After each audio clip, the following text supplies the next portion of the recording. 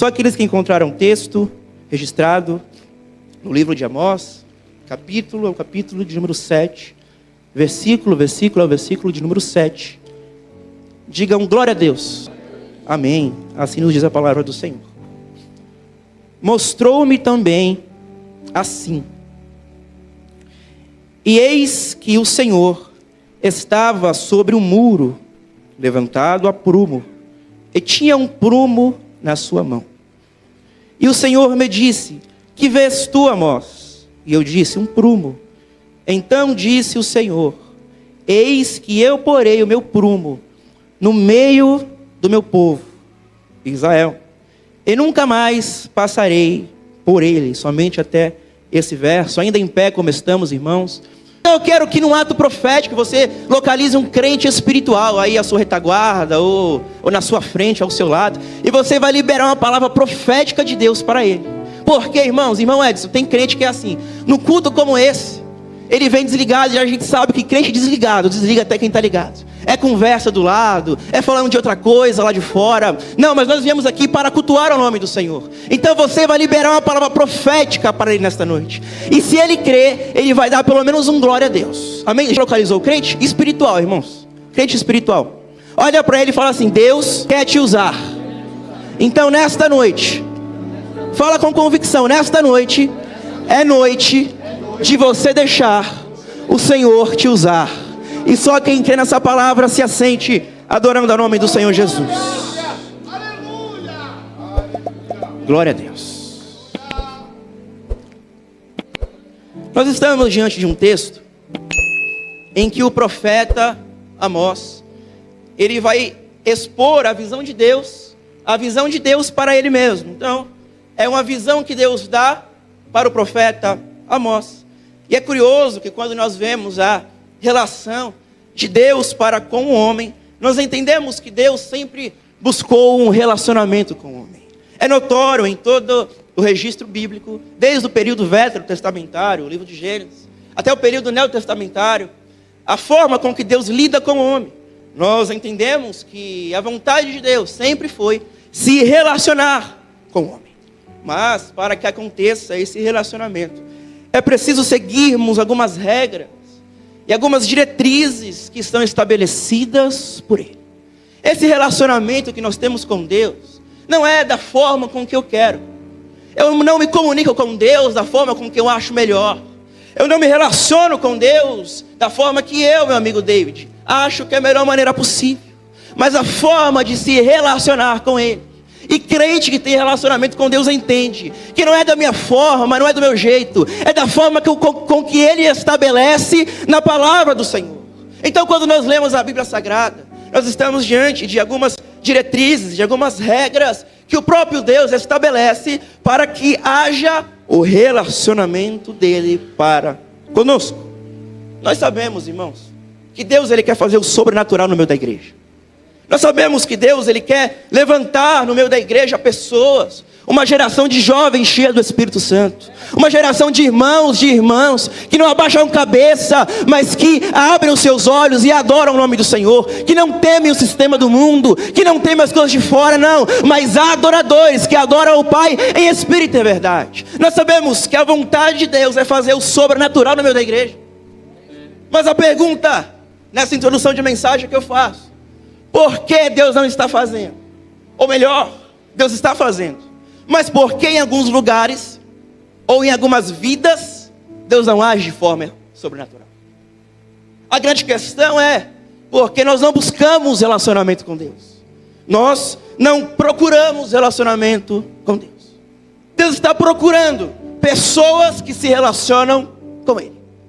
É por isso que quando nós lemos o livro de Ezequiel, no capítulo de número 2, Deus ele se apresenta a Ezequiel dizendo: filho do homem, põe-te em pé, porque eu falarei contigo. Só que no versículo de número 2, o texto fala que então entrou em mim o Espírito Santo, quando ele falava comigo e me pôs em pé.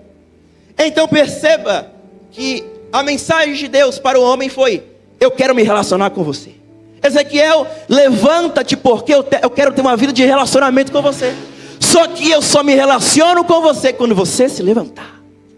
Eu só me relaciono com você quando você se colocar de pé. E nós estamos diante da palavra de Deus. E o texto fala que quando ele se coloca de pé, o Espírito Santo entra nele e o coloca de pé. Então perceba que nós estamos diante de dois tipos de posicionamentos. Primeiro, é o posicionamento físico. É aquele posicionamento que você tomou aqui nesta noite, em que você saiu da sua casa e você veio com o seu coração aberto para adorar o nome do Senhor. Em que você saiu da sua casa, colocou a sua melhor roupa, em que você abre a sua boca, libera o seu melhor glória. Isso chama-se posicionamento físico. É o que você pode fazer. Só que parece uma contradição, porque Deus está falando: Ezequiel, levanta-te. Ele se levanta, e depois o Espírito Santo entra nele e o levanta. Então aqui o texto está falando de um outro tipo de relacionamento. Ele está falando de outro tipo de colocar-se em pé. Não é colocar de pé de uma maneira física. Não, ele está falando de um posicionamento espiritual. Porque quando o profeta se posicionou de forma física, o Espírito Santo entrou nele e o posicionou de forma espiritual. É Deus falando: quando você se posiciona na minha presença, quando você se levanta para fazer a minha vontade, o Espírito Santo entra em você, o Espírito Santo entra no seu coração, e eu te levanto, porque homem não pode te levantar, você mesmo não pode se levantar, o seu namorado não pode te levantar, mas Jesus Cristo está aqui nesta noite, por meio do seu Espírito Santo, falando: você que entrou aqui fraco, você que entrou aqui desanimado, você que entrou aqui abatido, só Deus sabe como você entrou aqui. Quando eu olho para você, eu vejo o seu corte de cabelo, eu vejo a sua roupa, só que eu não consigo enxergar aquilo que está dentro do seu coração. Só que Deus conhece o seu coração, Deus conhece os vazios do seu coração, as lacunas do seu coração. Ele sabe o que você precisa. Então Ele me trouxe aqui para falar: é noite de você se posicionar, é noite de você rasgar o seu coração diante da presença do Senhor e se colocar de pé diante da presença dEle. Tem alguém entendendo essa mensagem, irmão? Abra a sua boca, porque quando você abre a sua boca, quando você adora, quando você bendiz, quando você sente a presença dEle, Ele te levanta. É o que eu já ouvi aqui nessa tribuna, é uma reação. A ação primeiro é do homem, o passo primeiro é do homem. Só que quando o homem age, Deus reage. Então é Deus falando: olha, haja nesta noite, faça alguma coisa, porque quando você age para mim, eu reajo para você.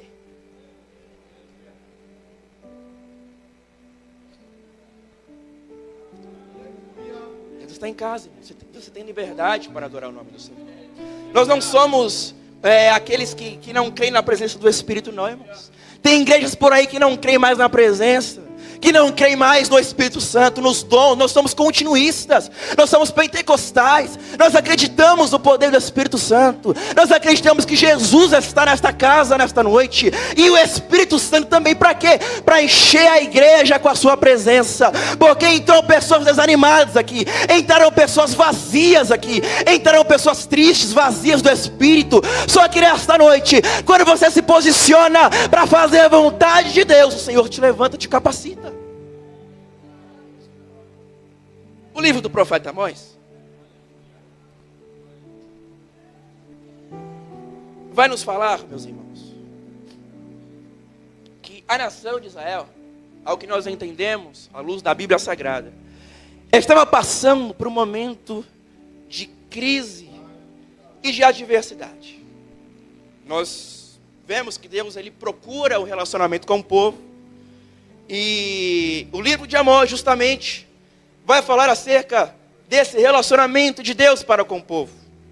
Porque, como eu disse, uma vez que Deus é um ser espiritual, e a sua essência é santa, e a sua essência é espiritual, Ele não é físico como nós somos.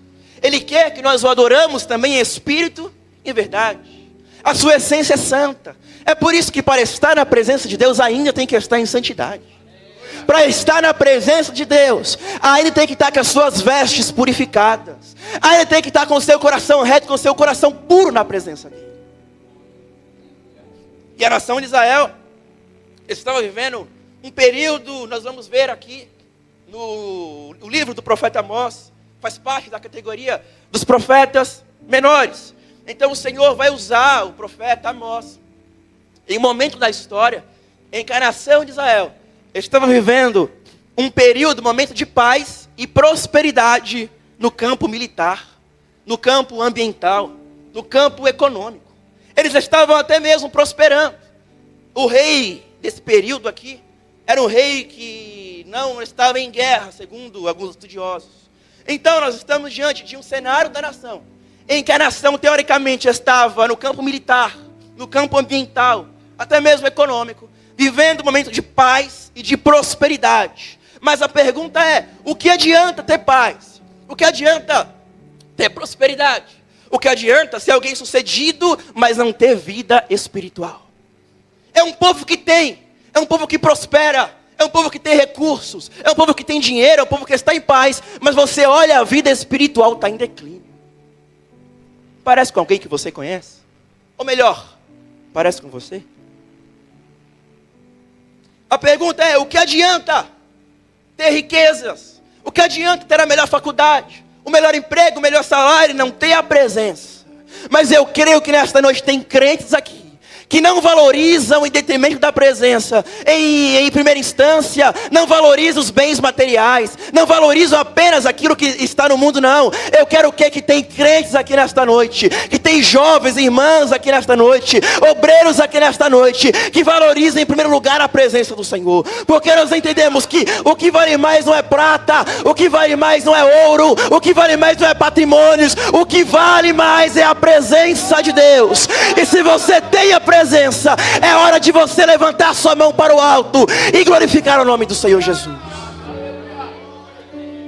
Deus está presente nesse lugar, eu sinto a presença de Deus aqui. O rei da nação era aprovado no cenário político, aprovado no cenário cultural, mas era até mesmo aprovado diante dos homens, sim, mas reprovado diante de Deus. O que vale eu ter a aprovação da sociedade? O que vale eu passar despercebido? Olha, será que aquele é crente? Nunca pregou para mim? Será que aquele eu passo despercebido e ninguém nota? Porque eu não quero me expor. Eu não quero perder as minhas amizades com as pessoas lá fora. Eu estou na rodinha de amigos e eu poderia me ausentar de participar das brincadeiras. Poderia me ausentar de participar do que eles falam. Mas por ocasião de eu querer estar bem com eles, eu participo. O que adianta ser alguém bem sucedido, irmãos? Ter status, ter visibilidade. O que adianta eu colocar o meu melhor terno, a minha melhor roupa? O que adianta eu estar aqui pregando a palavra e quando Deus olha para o meu coração, vê que eu estou longe dele? O que adianta estar perto dos homens e longe de Deus? Vale mais sair da presença dos homens, vale mais perder amizades, vale mais deixar quem te contamina, mas estar na presença de Deus. Deus nos chama a estar na sua presença. Chega dessa vida fraca, chega dessa vida sem ânimo, dessa vida monótona, dessa vida superficial. Chega disso, irmãos. Nós somos a igreja de Cristo. Nós sabemos e nós ouvimos que Jesus Cristo está a voltar. Brevemente Cristo voltará. Brevemente Ele vai querer levar o seu povo. E a pergunta é, como que nós estamos diante de um Deus todo-poderoso? Como que as nossas vestes espirituais, como que a nossa vida está diante de Deus? Pode estar muito boa diante do seu namorado, diante do seu esposo, diante do seu chefe. Mas a pergunta não é essa. A pergunta não é se está muito bem diante do pastor, do pregador, do líder. A pergunta é como você está diante de Deus. Nós vamos ver que esse período era um período de adversidade. Quando nós vamos ler o livro do profeta Amós, em alguns dos seus versículos, nós entendemos que tudo isso suscitava no povo uma religião superficial. É forte isso. É uma religião superficial. Eu cultuo para mostrar que eu cultuo. Eu toco um instrumento para mostrar que eu toco, para mostrar as minhas habilidades. Eu tenho o microfone em minhas mãos para mostrar o meu poder de oratória. Olha como ele fala bem, como ele se comunica, como ele tem curso de teologia. Olha, eu canto porque eu sou muito afinado. Só que, irmãos, afinação, instrumentos em si, o fato de querer se mostrar, oratória, exegese, hermenêutica, matéria de teologia, teontologia, eclesiologia, missiologia, curso básico, avançado, mestrado, doutorado, mestre em divindade, não importa nada se você não tem a presença. O que vale não é o seu diploma, não é a sua carteirinha de membro, não é o seu instrumento. O que importa na vida do crente é ter a presença, porque tem crentes aqui nesta noite que não tocam bem, que não cantam bem, que não pregam bem, que nunca sumiu a tribuna, que nunca esteve aqui neste lugar, mas quando ele ora o céu se abre, mas quando ele fala com o Senhor responde. E eu quero saber se você está aqui nesta noite voltado ao Senhor. Abra a sua voz, abra a sua boca e adora o nome do Senhor Jesus. O que vale mais é a presença, irmão. Longe de mim estar aqui pregando sem a presença. Longe de mim tal coisa. Longe de mim vir cultuar aqui domingo, terça, quinta, perdi dia, poderia estar em casa, vim aqui cultuar. Longe da presença de Deus, irmão. É Deus nos chamando para quê? Para um relacionamento. Eu quero me relacionar. Você quer se relacionar comigo?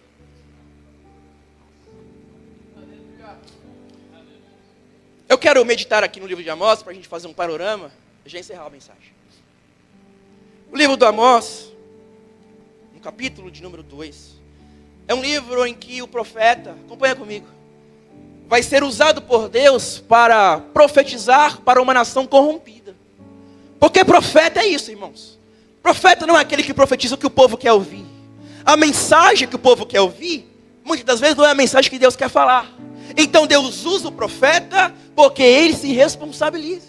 Então Deus me deu essa palavra para pregar porque Deus se responsabiliza acerca da palavra. Então quando Deus levanta o profeta, quando Deus te levantar para falar, aonde você estiver, na rua, no trânsito, onde você estiver, e Deus te der autoridade, profetiza. Se Deus falar para você falar, fala, porque ele se responsabiliza pelo que ele fala.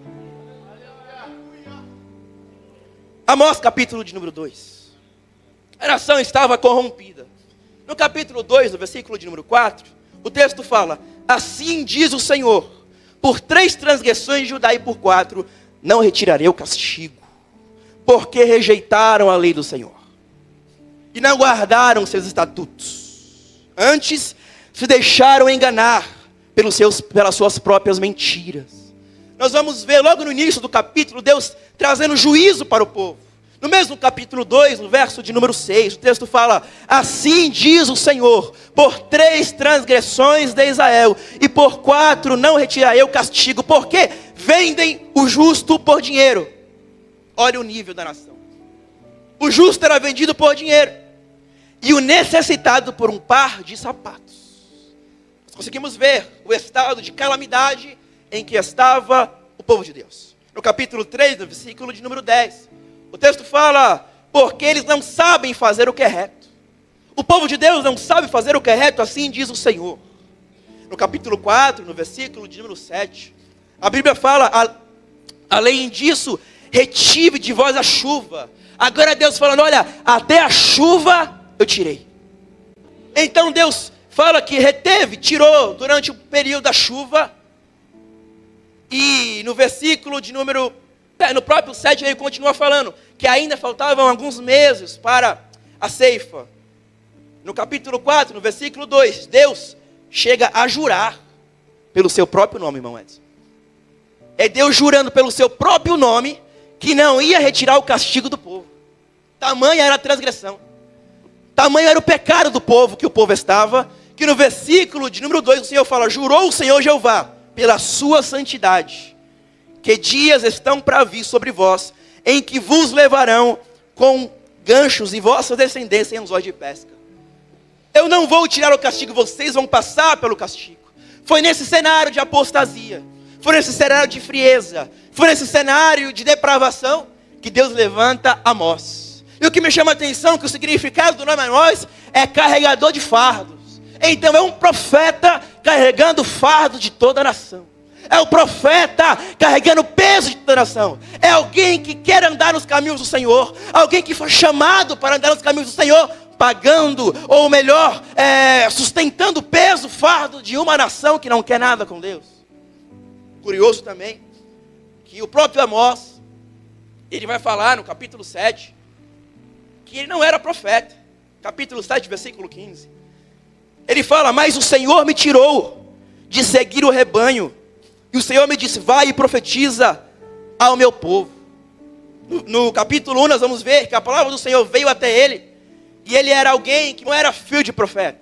Nós sabemos que esse personagem não era alguém que diante dos homens talvez era uma referência, até porque onde ele morava era considerado uma aldeia. A cidade de Tecoa era uma cidade que estava a cerca de 16 quilômetros de Jerusalém, considerada por muitos uma aldeia. Por esse motivo, Deus vai levantar agora o profeta, e eu acredito que alguns poderiam pensar: é mais um profeta de bairro, é mais um profeta aí desconhecido que está pregando, é alguém que não tem moral. Quem que é esse profeta para pregar? Ele nem é de Jerusalém, ele nem é dos grandes centros, ele não está lá no templo. O texto fala que ele era simples, de origem rural, pastor de ovelhas, boiadeiro, colhedor de figos. Só que para Deus chamar o crente não precisa ele estar numa posição de destaque. Para Deus te levantar, jovem, para Deus te capacitar, para Deus te colocar na obra, não precisa você ser filho de pastor, não precisa você ser filho de pregador, não precisa você ser filho de obreiro, não. É preciso só você se posicionar e fazer a vontade dele. Para Deus cumprir a promessa que ele tem na sua vida, é preciso apenas você se posicionar e falar: Senhor, eu estou diante da tua presença. Dobra o seu joelho, ora ao Senhor que ele vai te usar.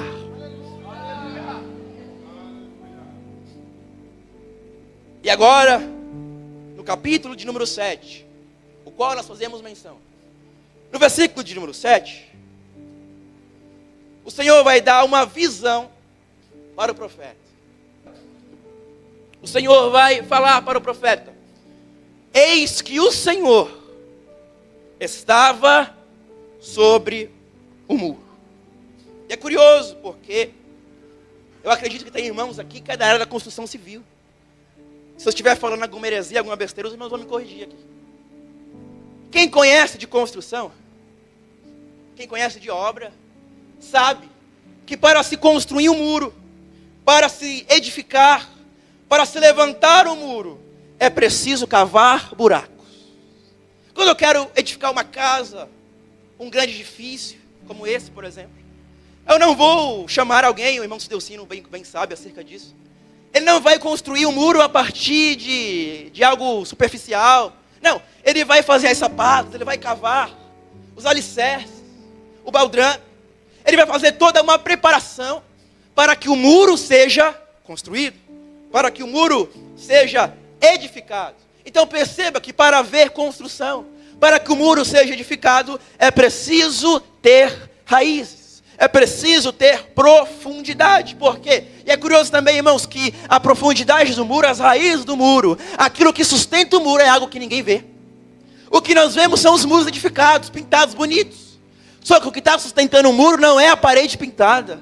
O que está sustentando o muro não é o que ele mostra. Não é a pichação, a escrita, o desenho que você faz. O que está sustentando o muro é o alicerce, é a base que está sobre ele. E nós somos o muro de Deus aqui nesta noite. E o que sustenta o crente não é a sua roupa, não é a sua veste. O que te sustenta não é aquilo que você fala, não é aquilo que você prega. O que te sustenta é teu nome e chama-se Senhor Jesus Cristo, que está aqui nesta noite. E se você estiver ligado, Ele vai te abençoar. Muro não se baseia no que se vê. Tem que firmar sapatas naquilo que não se vê. Senão, irmãos, no primeiro vento ele cai.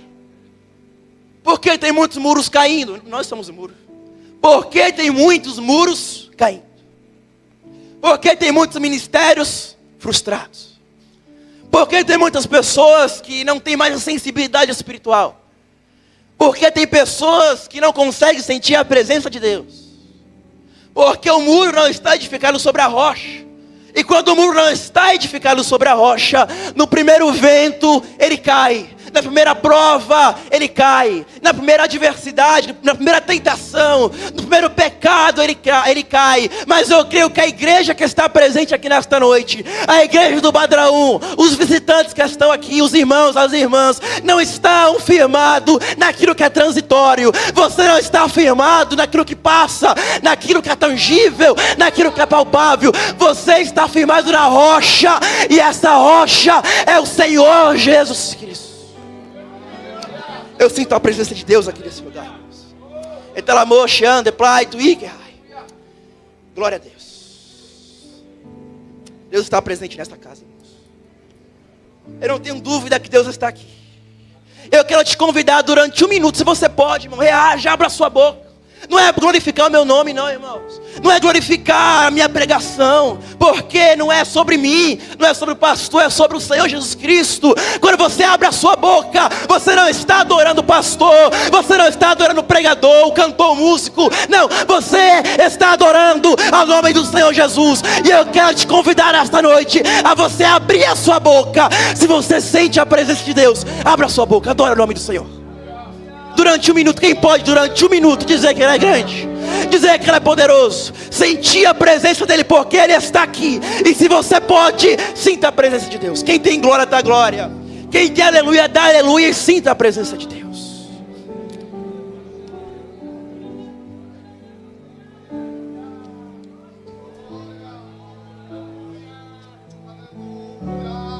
Aleluia.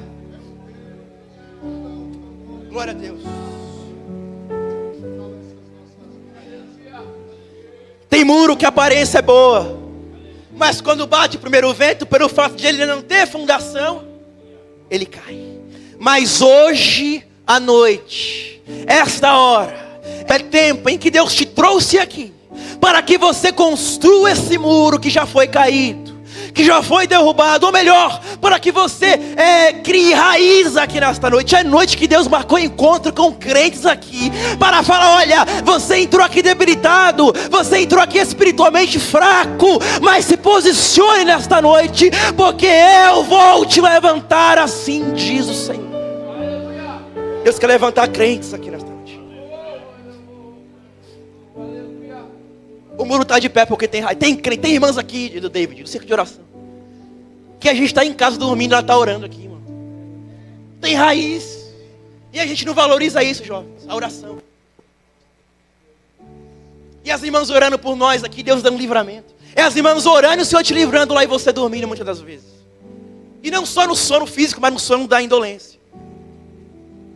E chega em casa, não tem coragem de dobrar o joelho e fala assim, e ainda fala: Senhor, eu quero que o Senhor me use. Mas não faz nada. Não se levanta, não se posiciona. É um muro que na primeira prova cai, primeira adversidade cai. Mas Deus não fala apenas do muro. Ele fala também sobre o prumo. Ele vai falar, e eu já estou encerrando. No versículo 7 ainda. O Senhor estava sobre o muro, levantado a prumo. E quando os irmãos aqui bem sabem, o prumo é um instrumento de trabalho a fim de fazer com que o muro seja edificado de uma forma alinhada. Então a intenção do prumo é levantar o muro na direção certa, na direção correta, é alinhar o muro. Então Deus está sobre o muro, ainda que o muro não esteja alinhado, a notícia é: Deus está presente. Ou seja, você entrou aqui dessa forma, desalinhado, mas a notícia é: Deus está presente. E Ele está presente de uma forma espiritual. Ou seja, com um prumo na mão, falando: eu vou alinhar a minha igreja, eu vou alinhar o meu povo nesta noite, eu vou avivar. E você não sai daqui como que você entrou. Você sai daqui nesta noite levando unção de Deus para a sua casa. Avisa a Deus falando: eu vou passar no meio do povo com meu prumo. É Deus falando: tem coisas que não estão no nível que eu queria que estivesse. Tem coisas que não está como Deus queria que estivesse. E você sabe, porque você faz uma retrospectiva. Você é um ser pessoal, dotado de sentimentos, vontades, intelecto. Portanto, você é capaz suficiente, por meio das suas faculdades mentais, de fazer uma retrospectiva básica. Não dos 5 anos, 10 anos. de um mês atrás, de uma semana atrás. O que você fez, o que você edificou, o que você construiu. E Deus com um prumo falando, eu vou alinhar. Porque a intenção do prumo, quando está na mão de alguém, é alinhar de uma forma vertical. O prumo não é horizontal, o nível é horizontal. O prumo é vertical. Então Deus fala, eu vou te colocar verticalmente, de pé. Deus vai passar a régua. E ele fala,